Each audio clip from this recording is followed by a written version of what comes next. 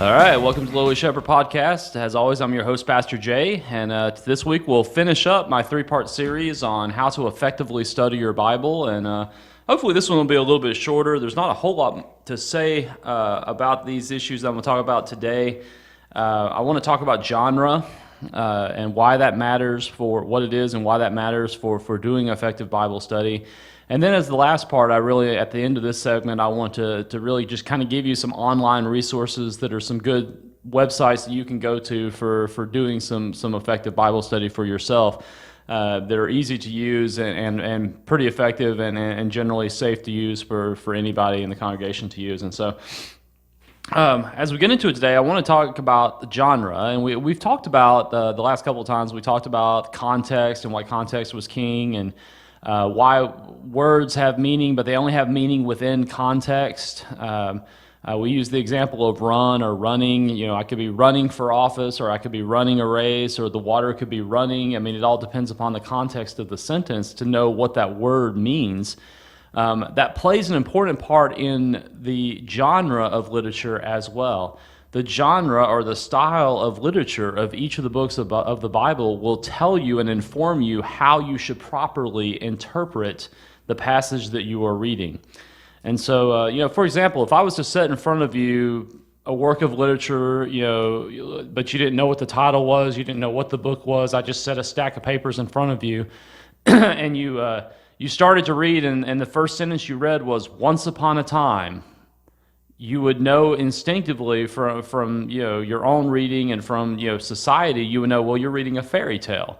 And you would know there are certain aspects of this fairy tale that should be read in certain ways. For example, if there's magical creatures like unicorns or Pegasus or something, if there's magic going on, if there's witches or some kind of beast or something like that, all these things are not real life things. They're fairy tales, and it's meant to be read in that way. So it's figurative, sort of speaking, or it's make-believe kind of stuff. If you were reading something that started out with "How do I love thee? Let me count thy ways." You would know, well, okay, I'm reading a love poem. It's poetry, and so it's going to be using these emotion, laced, figurative language, metaphorical languages, a lot of similes and metaphors. You're as lovely as a rose, and blah blah blah blah. You smell so sweet as honeydew, or something like that. And you would understand some of the aspects of how to properly read that. You would know that it was not meant to be taken literally. They don't look like a rose, but it's metaphorical, figurative language because it's poetry. If you were to read something that said it was a dark and stormy night, and that's how it started, you would be like, oh, okay, well, this is like a thriller or a horror story, and you're going to be reading it with apprehension and suspense about what's going to be happening next. And so, the different styles, and that's what genre means, the different styles of writing, of literature, really informs how you're supposed to read those things. That's why genre matters in the Bible. So, well, what kind of genres do you have? Well, I mean, and if you're going to look for a movie, you can go do your Netflix search or something like that, and you can look under horror or family or kid films or comedies or dramas or thrillers or documentaries, all these different types of genres. Well, they didn't have those genres in the Bible times, but they had some that were kind of general to all peoples at that time. But you had some certain genres in the Bible. Some of them are called law. I mean, there are some books, particularly in the first 5 books, the Pentateuch, the Torah, you have law passages. Particularly the book of Leviticus is a book completely about law. There are passages towards the end of Exodus, a good portion of the book of Deuteronomy, and even some passages in Numbers that are law. It's God given His law. Well, that matters for interpretive purposes because there are some elements of those laws that are given that were given for a specific context to a specific people in a specific time frame in a specific country and region, thousands of years ago. Some of those laws are ceremonial, ritual cleanliness laws that had to do with the ritual, the cult, if you will, of the religion of Judaism as it existed in the days of Moses and thereafterwards. And then there are some laws that are given that are universal truths, that are universal, what we call moral laws. And so being able to determine, well, what's a ritual cleanliness law and what's a moral law, that's really where we're having to pick through and figure things out. Not many people like to drudge through the book of Leviticus because, there's a lot of stuff in there that, quite frankly, don't seem to apply to us today. And if it doesn't apply to us today, unless you just like to read historical things, it's just not going to be that interesting to you. And so there are plenty of things like, don't mix two different types of fabric, don't plant two different types of seeds in a field, all these kinds of things. You're like, well, what does that have to do with anything, right? But then there are other laws that are very relevant, like, don't have sex with your sister, the incest laws and these kind of things. Okay, well, yeah, that, practically speaking, that still applies. And so being able to pick and choose, not really pick and choose, but being able to sort through those types of things to be able to apply them to a modern day situation is why it matters. And so you need to understand how the law was given, why it was given, and what the purpose of that was for. Another genre in the Old Testament is historical narrative. A lot of the Old Testament is historical narrative. Books like Joshua, 1st, 2nd Samuel, 1st, 2nd Kings, the Chronicles, Ezra, Nehemiah, Esther. These are all historical narratives. They're giving, basically a narrative telling of the history of what's happening during this time frame. Well, that reads in specific ways. When you read that so-and-so did something, generally you take that literally because it's a historical, factual thing that's being written about. And so you would read that differently than you would read poetry, for example, which would be the next one. In poetry, like the Psalms or Song of Solomon, there's a lot of figurative, poetic language. And so when, in Psalm 77:16, when it says, "The waters saw you and were afraid," well, water doesn't get afraid. It's being personified there. When it says something like, "The Lord is my shepherd" in Psalm 23, and it's talking about us as sheep being led beside the still waters and laying down in green pastures, well, that's not to be taken literally. It's figuratively. And if we understand that that's poetry, we understand this is poetic language that's being taken figuratively, and we're supposed to use that in a metaphorical sort of way. We're not going to take that literally, as opposed to hearing how David slew Goliath. We don't take that, figuratively. We take that literally because it's a historical narrative. And so the genre matters in that sense. Another type of literature is wisdom literature, like Proverbs, for example, and Ecclesiastes, and Job to a certain extent is wisdom literature, giving proverbs and wise sayings and things like that. Prophecy is its own sort of genre. And prophecy is very, very similar to poetry in the sense that a lot of the visions and the prophecies that the prophets are saying are to be taken metaphorically and figuratively, not literally. In fact, there's plenty of places in the prophets where the prophet sees a vision. I believe it's Jeremiah sees a vision of a fig tree or fig branch, and he says, or olive branch, and God says, "What do you see?" He says, "Well, I see this branch," and God says, "Yes, this is what it means." And so the vision is not literal; it's meant to be taken figuratively, and a lot of times He'll tell you what that means and what it represents. Also, Isaiah and Ezekiel both did things that were, weird, quite frankly. That were meant to be illustrations of what God was trying to tell His people. And so prophecy is a different kind of genre altogether. You can't read a lot of that stuff literal because it's meant to be taken in a figurative sense. And so understanding the prophecy genre will help you understand how to properly interpret some of those books. Gospels. The gospel is actually sort of its own category. It's very much a lot of a historical narrative because it's following, and of course the book of Acts is also kind of following that same sort of trend. It's telling the story of what Jesus did, but it's not organized necessarily in a chronological way in a lot of cases. It's organized by the sayings of Jesus, by the miracles of Jesus, and they're meant to be given a point of pointing people to believing in Jesus as the Messiah, as the source of salvation. And so there's a lot in common with letters. In fact, Luke and Acts both were written as letters to Theophilus. There's points of interest in there with historical narrative. There's included within that sort of subsets of genres, things like parables, which are sort of like fables, like a moral story with a point. There's dialogues and things that go on in there as well, sort of philosophical debates and things that go on in the book of Acts. They're sort of subsets of genres that you can look at as well. I mentioned the letters, epistles, the letters of Paul, of course, the letters of Peter, John, the letter of Jude, the letter of James, the letter of Hebrews, to whoever wrote that. Letters have specific reasons, specific purposes for why they're being written.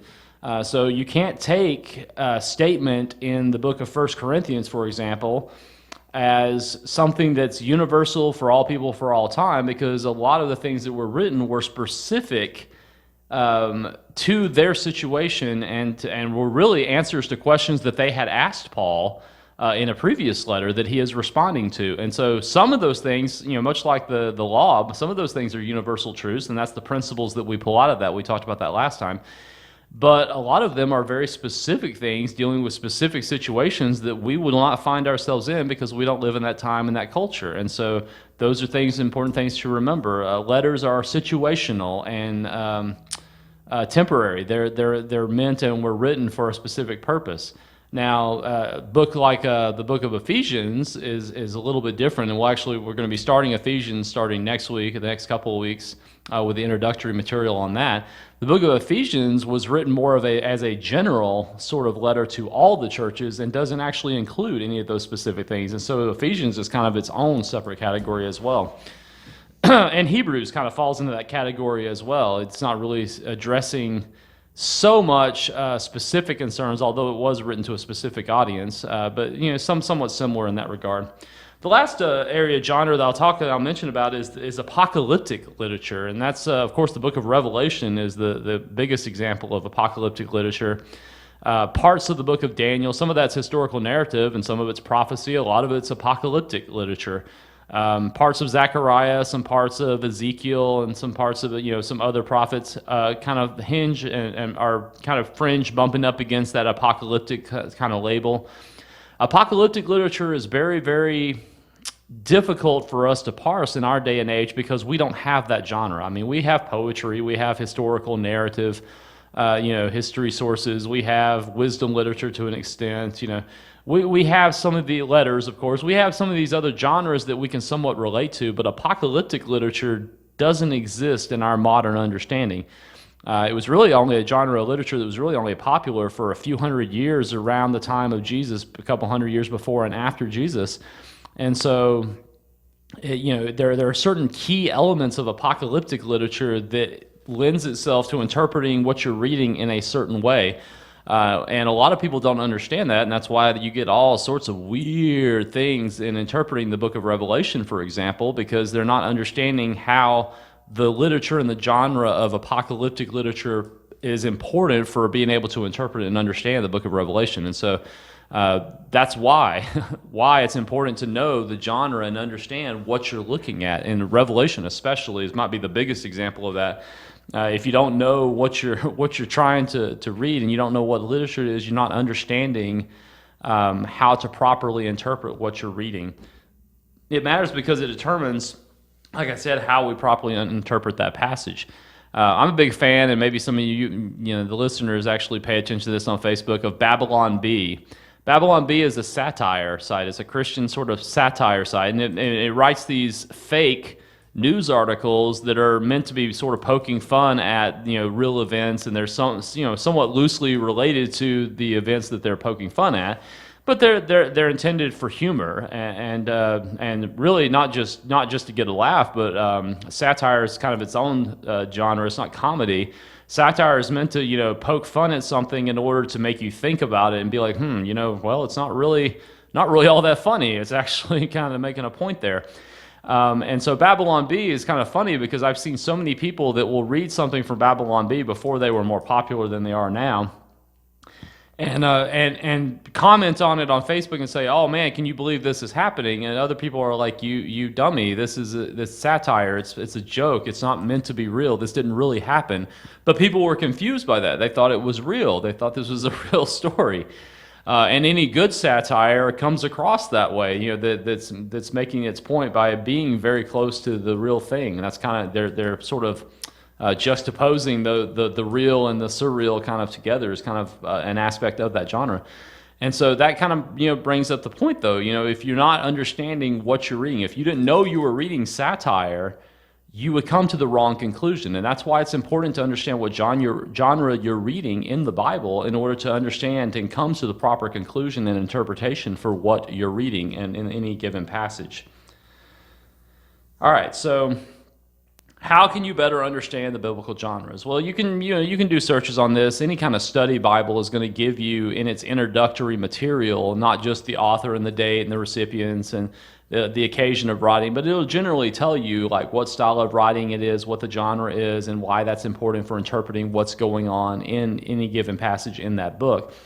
I've had this on my table for a couple of weeks. I keep forgetting to mention it, but now is a great time as any. This is a really, really good book. It's called How to Read the Bible for All It's Worth by Gordon Fee and Douglas Stewart. I have the second edition. I actually think it's in the fourth or maybe even the fifth edition that's kind of been revised and updated. I got this book when I was in seminary, so it's a good 20 plus years old now. But this is a really excellent book for a lot of the stuff that I've been talking about. It goes through some of these things about context and word meaning and how to do word studies and hermeneutics and the hermeneutical gap. We talked about that first week and why all these things matter. But it spends a good portion of the book going through each genre of the Bible and the different books of the Bible and talking about how to properly interpret each book given its genre and its context, its historical context as well as its cultural context, and all the various issues that will arise with that. And so I can't highly recommend this book highly enough. It's a really, really excellent book for understanding.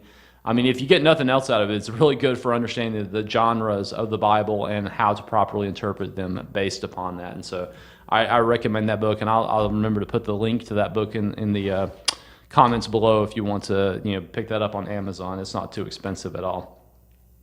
In the last segment, and really kind of closing out this series on how to do effective Bible study, I wanted to give you some resources that you can use that are mostly internet-based sources that are helpful and well, really in a lot of cases, very helpful for doing effective Bible study. You don't have to have, $1,000 worth of commentary sitting on your shelf in order to do effective Bible study. I mean, some of those things are helpful if you have them, and that's great. But there are a lot of really, really useful, up-to-date, very well done resources that are free online. The internet is actually a very, very, very wonderful resource for doing Bible studies today.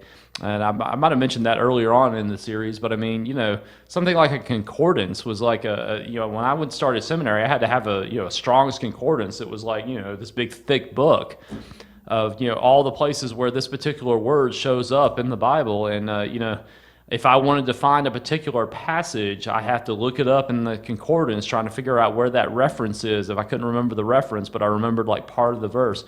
Man, Google is like the world's greatest concordance. I can remember like 2 words out of a verse and then, type that in and it'll pull up the reference just like that. And very rarely has that failed me. If I can remember even just the smallest part of a verse, it will pull it up and be able to find the reference that easy. And so Google is my first go-to sort of thing for trying to find a passage. If I'm thinking in a sermon, I'm like, man, I know there's a passage that says something like this that I really want to reference to back up what I'm saying here. I can type that, I only know part of it. I can type that into Google and lo and behold, pull it up and get the full verse. And so Google is my first go-to reference for a lot of things like that.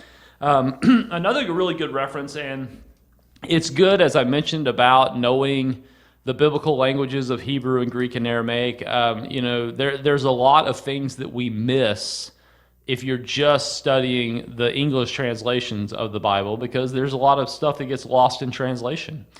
But you don't have to be a seminary student, and you don't have to have degrees and PhDs in Hebrew or Greek in order to be able to utilize these. Once again, there are free resources online that are very, very helpful and useful in this, especially for doing things like word studies.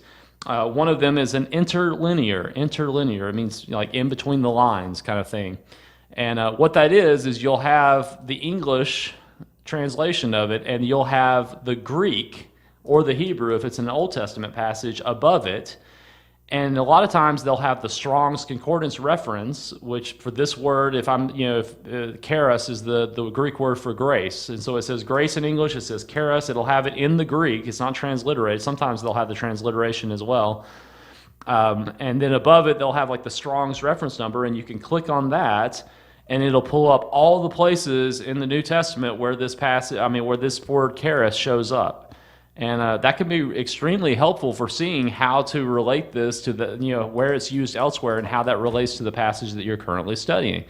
BibleHub.com, BibleHub.com is my go-to reference for interlinears. There are other ones that use interlinears, but theirs is the best as far as just it pulls it up. You type in the passage, it'll pull it up. In fact, I usually just use Google. I'll say, Ephesians 1:2, and I may even use my Bible reference, ESV Interlinear, and it'll pull up that Bible verse with the Greek above it and the Strong's reference numbers. And so a lot of times I can look up and see, okay, what is the actual Greek word behind the English translation here, and why does that matter for this passage? And so Bible Hub is my, and there's a lot of resources on BibleHub.com, not just the interlinear, although that's mostly what I personally use it for. But it's a good reference site as well, BibleHub.com. And once again, I'll put all of these links down in the description below. BibleStudyTools.com is a really good one. They just have a lot of free commentaries. If you're not interested in spending, hundreds and hundreds of dollars on critical scholarly commentaries. Even basic commentaries can run you $20 or $30. The more scholarly tomes that are like 1,000 pages long, those things are $50, $60. I've seen ones that are $80 or $90 for just a one volume on one book of the Bible, and so those things can get ridiculous and expensive. But if you're not interested in dealing with all those things and you just want a basic commentary on something, BibleStudyTools.com will be a good reference for you, because they have a lot of the sort of open source, free, public domain works, a lot of like John Calvin's commentaries, Matthew Henry's commentaries. You used to have to buy those books. They're free online now. You can find any of these things basically free online, and you don't have to buy these things anymore. And so, they have a ton of commentaries, and you could type in a passage and it'll pull up like every commentary on that, on that passage. And you can go down and read through there. They'll pull up exegetical notes, any text critical issues. And so, BibleStudyTools.com is a good one. BibleGateway.com is a good one for finding different translations of the Bible. And like I said, when you're doing proper word study, when you're doing proper Bible study at all, don't just depend upon one translation of the Bible. Look at different ones, especially if you're not going to interact with the Greek and the Hebrew, because you need to know what the differences are between them and why that matters. And something like Bible Gateway is good because you can pull up, it's got, at least 100 different English translations of the Bible. It's got all your mainstream ones that anybody knows, your NIVs, your King James, your ESVs, etc. But then it's got some more like obscure ones like Young's Literal Translation or, the New Jerusalem Bible. It's got a ton of these different things. If you're using a phone, something like the YouVersion from Life Church, app is a free app that you can download on your phone, and it has pretty much like any translation of the Bible in English that you can think of, and it even has it in foreign languages too, if you're interested in that. And so either one of those tools is a great resource to be able to look at it from different Bible translation perspectives, to be able to compare and contrast those different things. Another good site is EnduringWord.com. There's just some pretty good, solid commentary. I've used it a few times in preparation for sermons, and a lot of it's basic, but a lot of it's actually pretty good, filtering down some scholarly work into something that you can, bite-sized stuff that you can manage. And so I encourage you to use EnduringWord.com as a commentary source for a lot of things. Just, as with everything, you're not going to agree with everything, because it is the work of just a handful of people that are doing it. But generally speaking, it's pretty solid. I would also recommend Grace to You. which is John MacArthur's site. It's gty.org, gracetoyou.org. It has like sermons that transcribed sermons that John MacArthur has done since like the 70s. I think there's some in there from the 70s. And so like you could go and search by the book of the Bible, by the verse, by the topic, and you can pull up any of his sermons.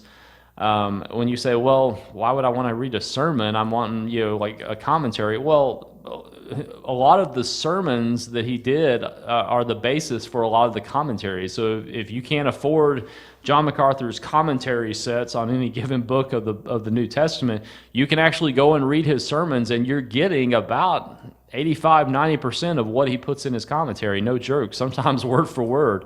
And so it's actually a pretty good reference in that regard. PreceptAustin.org is another good site for just getting some scholarly commentary type work and some exegetical studies in there. BlueLetterBible.org is another good one that just has some great commentary and some great background resources that you can use for studying anything that you're looking at. And the last resource I'll mention is just a good study Bible. I have on my shelf the ESV Study Bible, and it has study notes down at the bottom, and some critical scholars and well-known evangelical scholars contributed to that, and different ones in different books that were experts in their field. They contributed to the scholarly notes that are put at the bottom of that, and so it's sort of a mini commentary at the bottom of the Bible. Now it's thick. You're gonna be hauling around a pretty good brick of a book, but it's very. If you don't have to transport it anywhere, it's very helpful to have on your desk for your personal study and your private devotion time. And so those are some of the resources that I would recommend just to help you get started in doing effective Bible study. Any of these sites will be very useful to you. Don't just rely on one. Shop around. Try to find as many sources as you can on any given passage. I will say, by way of warning, and sort of put a hedge around that, the internet is a great resource. It's a wonderful resource for doing Bible study.